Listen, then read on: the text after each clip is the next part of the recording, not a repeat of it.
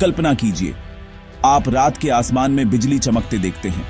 पहले चमक दिखाई देती है और कुछ सेकंड बाद आवाज सुनाई देती है। लेकिन क्या आपने कभी सोचा है, क्या रोशनी को भी यात्रा करने में समय लगता है? आज हमें पता है कि प्रकाश की गति लगभग 3 लाख किलोमीटर प्रति सेकंड है। इतनी तेज कि सिर्फ 1 सेकंड में प्रकाश पृथ्वी के 7 चक्कर लगा सकता है। लेकिन सवाल है, आखिर इंसानों ने इतनी अविश्वसनीय स्पीड को मापा कैसे? हजारों साल पहले लोग सोचते थे कि प्रकाश तुरंत फैल जाता है। अगर आप दीपक जलाते हैं तो रोशनी तुरंत दिखाई देती है। इसीलिए महान यूनानी दार्शनिक अरिस्टोटल मानते थे कि प्रकाश की गति अनंत है, यानी लाइट को कहीं पहुंचने में समय नहीं लगता। सदियों तक लोग इसी बात को सच मानते रहे, लेकिन फिर एक वैज्ञानिक ने इस सोच को चुनौती दी।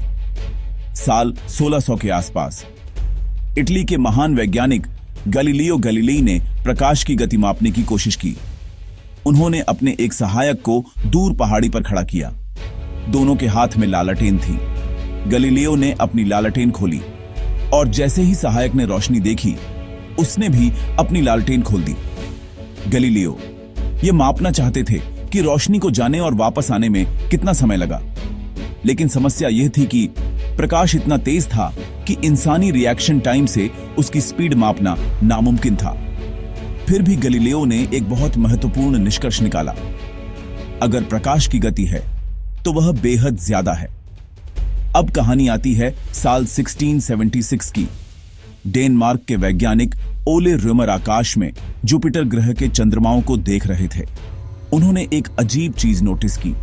जुपिटर का एक मून कभी जल्दी दिखाई देता और कभी देर से।